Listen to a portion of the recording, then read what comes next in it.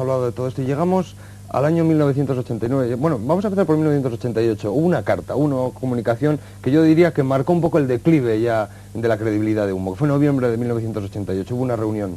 Efectivamente, Háblanos de ella. Sí, ese es el punto más especial de todos. Además, incluso he traído un documento gráfico sobre ello. El 20 de noviembre de 1988 se reúnen en el Hotel Sambi de Madrid, a petición de los propios humitas, lo que es la plana mayor de Humo, los principales receptores de cartas, y invitan también a unas 130 personas a asistir a abrir públicamente una carta en un sobre lacrado que debía de leerse por primera vez allí ante los asistentes. Entre otras personas, se invitan a filósofos como por ejemplo José Luis Cencillo, o se invitan a personajes intelectuales notables como Ricardo de la Cierva. Estamos viendo ahora, perdona Javier, también no aquella carta, sino una carta que has recibido el 8 de enero, si no recuerdo mal, de ese mismo año. De eso hablaremos ahora a continuación. Vamos a hablar también de ella. Sí, el inicio de ese declive de Humo se inicia, como te digo, en ese 20 de noviembre, en esa reunión del Hotel Sambi, donde se abre una carta lacrada. Pues bien, quizá lo que menos importa es el contenido de la carta, porque se hablaba de la sábana santa de Turín.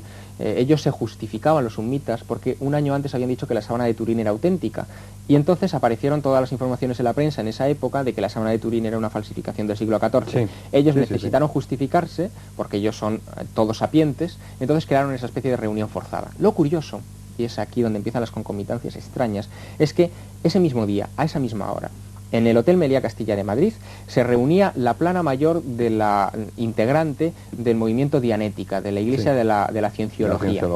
Entraron los geos en ese hotel madrileño y capturaron a toda la plana mayor internacional, incluido Herbert Hensch, el líder mundial de Dianética y de Cienciología, y sin embargo no capturaron a una serie de personajes importantes como el tesorero y otras personas de Dianética España.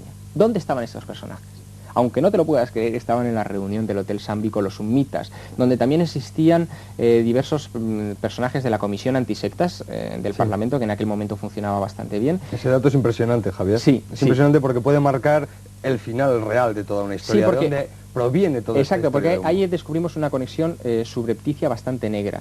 Además era el periodo, acababan de salir los miembros del Grupo de Madrid de una fase alucinante, en el sentido de que los humitas, muy sensibilizados por la situación económica del grupo, etcétera, deciden que, igual que hay miembros de muy alto standing en el grupo de receptores, también había algunos que eran de bajo standing. Entonces tendían al equilibrio, querían equilibrarlo, y les sugieren la creación de una empresa. Estamos hablando del año 87, finales del 86, primeros del 87, en el que los humitas sugieren, además dan nombres de contactos en Alemania y en otros países europeos, sugieren que se pongan en contacto con alemanes para construir aquí una empresa que se debía dedicar a la comercialización de la fibra óptica. Era cuando Telefónica empezaba a cambiar sus canales aquí, etcétera.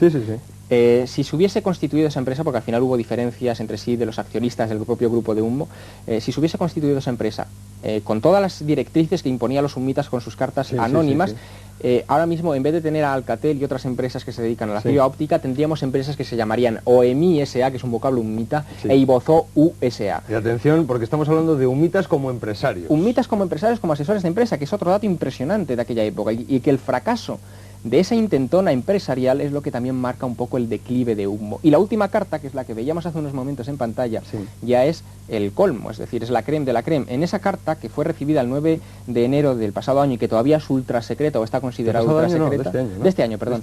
Sí, 91, eso es. Esa carta, que todavía está considerada ultra secreta por los propios receptores, pero bueno, que nos hemos hecho con una copia para mostrar en este programa, hablan de la guerra del Golfo y hablan de que ellos han sido realmente los que han... hasta qué punto llega la paranoia en estos momentos, los que han propiciado la situación de reconciliación mundial entre Estados Unidos y la Unión Soviética. Entonces, claro, eso ya entramos dentro de la fase delirante de todo proceso de contacto convencional. Con lo cual, el mesianismo. Exacto, el mesianismo y el catastrofismo en extremo.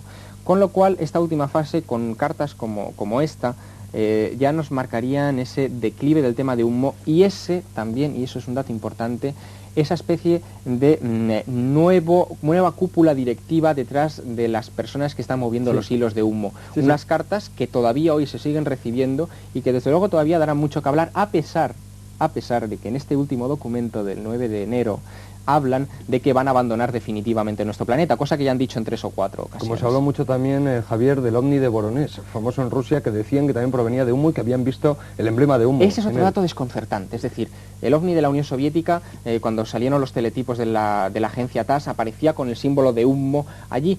Y nosotros sabemos positivamente, por las indagaciones que en su momento estuvimos realizando Enrique de Vicente y yo fundamentalmente, descubrimos con toda seguridad de que aquello se trataba de una maniobra de desinformación soviética, aquel ovni de Voronezh, aquel símbolo, porque los soviéticos conocían a la perfección las fotos de San José de Valderas. El caso de humo, exacto. Claro. Y decidieron incluir ese elemento a última hora en los siguientes teletipos, que fue una noticia que se siguió en varias ocasiones. Bueno, pues decidieron añadir ese símbolo en la información. Entonces, lo más sorprendente es que, sabiendo que eso es falso, es decir, que eso fue una maniobra de desinformación soviética, en este documento también, de este 9 de enero, en este último documento, ellos hablan de que ellos aterrizaron en Voronezh, es decir, se aprovechan a propósito de un dato falso. De un dato falso. Pero parece ser que, a pesar de esa pérdida de credibilidad que ha habido sobre el caso Humo, parece ser que ellos siguen trabajando ocultamente y que incluso tienen en Ávila, si no recuerdo mal, un refugio humita, vamos a decir, donde ellos trabajan y tienen su técnica allí. Bueno, tuvieron. Ese es de las historias más... Parece que no pagaban alquiler y les echaron de allí, porque es increíble. Esa es de las historias más desconcertantes. Eso, mira, ellos dijeron que en el año 73, que por la débil situación internacional, ofrecían a los miembros del Grupo de Madrid de receptores de cartas humitas un refugio antinuclear que ellos construyeron ya hacía años para que se refugiasen en caso de que se desatase la batalla. Lo que ocurrió fue que no se desató, entonces aquello quedó un poco en el aire. Pero héteme aquí que unos años después Juan Aguirre y Juan Domínguez se desplazan hasta esta localidad de Ávila. De Ávila, sí. Sí. Y entonces allí se encontraron con un dato desconcertante, se entrevistaron con un pastor al que le preguntaron así como de broma, medio en serio, usted que está aquí en el campo tiene que ver cantidad de ovnis y de luces extrañas, ¿no? Y el pastor les dijo, no, yo aquí no he visto nunca nada, lo único que hace unos años se presentaron aquí unos americanos y que yo hablaba con el jefe de los americanos que se ponía un cacharrito en la boca para hablar conmigo porque no podía hablar. Claro, un pastor que se encuentran casualmente en plena montaña, en plena serranía de Ávila, y al que le preguntan si había visto alguna vez cosas raras y tal, y lo único que recuerda son unos señores que tenían dificultades al hablar y que estaban excavando una mina de uranio, que es donde actualmente se supone que está el refugio humita, pues no deja de desconcertarnos. Sobre humo todavía falta bastante que investigar y son cuestiones que todavía están sobre la marcha y hay un equipo de investigación bastante multidisciplinar que estamos tratando este asunto y desde luego todavía estamos lejos de saber quiénes, porque son bastantes y de muy distintas orientaciones, quiénes han sido durante todos estos años los que han estado manteniendo este misterioso criptogrupo que ha estado enviando informaciones de tipo técnico, de tipo mesiánico, de tipo pseudo-religioso y de tipo científico, exclusivamente científico, durante más de 26 años. Aunque se lo puede uno imaginar, todavía no está demostrado, pero aunque solo sea como anécdota, quizá sería impresionante ver esta fotografía en la cual vemos un chándal humita. Sí, bueno, eso es el impacto sociológico. El impacto sociológico de un asunto que es tremendo. Es decir, este chándal yo me lo encontré en Sevilla, en Castilleja de la Cuesta, hablando con un señor que además está investigando mucho el tema de humo. Este hombre que llegó a elaborar un diccionario con todos los vocablos humitas y que me mostró este chándal que lo estaban vendiendo en los mercadillos. Es una prueba más del impacto que están teniendo... Social, comercial, vamos a decir. Comercial que está teniendo el informe de humo. Igual que los informes de humo, igual que la multitud de libros que existen sobre el tema, porque no existen ni uno ni dos, existen bastantes. Yo sé que es difícil esta pregunta que te voy a realizar, Javier, pero ¿humo puede ser un caso real que posteriormente ha ido, vamos a decir, cambiando de orientación o es un caso falso desde el comienzo? Es una pregunta difícil porque en humo existen facetas paranormales en el sentido de cartas premonitorias y este tipo de cuestiones, ¿no?